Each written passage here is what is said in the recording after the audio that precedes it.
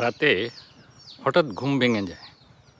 আপনি ভাবছেন এটা স্বাভাবিক, কিন্তু এটা আপনার শরীরের একটা ওয়ার্নিং সিগন্যাল। সবচেয়ে ভয়ঙ্কর বিষয় কি জানেন? 90% মানুষ এর আসল কারণটাই জানে না। রাত 2টা-3টার দিকে হঠাৎ ঘুম ভেঙে যায়, পানি খান, এদিক ওদিক তাকান, তারপর আবার ঘুম আসে না। সকালে উঠে মাথা ভার, মন খারাপ, কাজে ফোকাস নেই। আপনি ভাবেন হয়তো কিছু না, ঠিক হয়ে যাবে। কিন্তু আসলে এটা বারবার হলে এটা আপনার জীবনের কোয়ালিটি নষ্ট করে দিচ্ছে।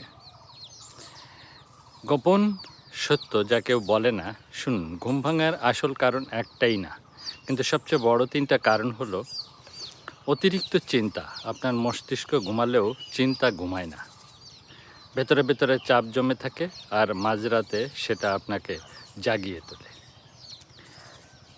কর্টিসল বেড়ে যাওয়া।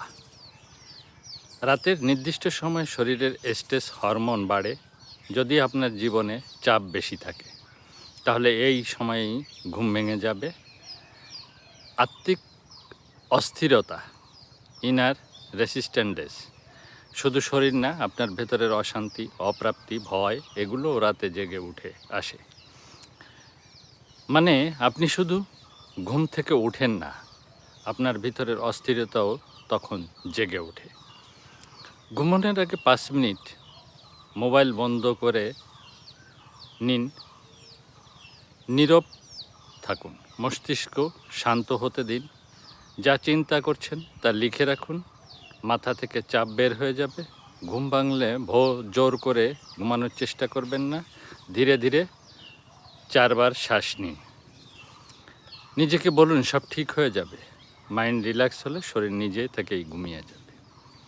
মনে রাখবেন, রাতে ঘুম ভেঙে যাওয়া সমস্যা না, এটা আপনার শরীরের একটা মেসেজ, আপনার ভেতরের কিছু যে একটা ঠিক নেই সেটারই ইঙ্গিত। যেদিন আপনি ভেতরটা ঠিক করবেন, সেদিন ঘুম নিজেই আপনাকে খুঁজে নেবে। তো প্রিয় দর্শক শ্রোতা, আসলে আমাদের মধ্যে এই বিষয়গুলো, ইনার সাইকোলজি, এই সাইকোলজিটা নিয়ে আমরা কেউ কখনো মাথা ঘামাই না, ভাবি না, চিন্তা করি না। বিধায় আমাদের জীবনে সমস্যা থেকেই যায়। তো সাথে থাকুন, সাবস্ক্রাইব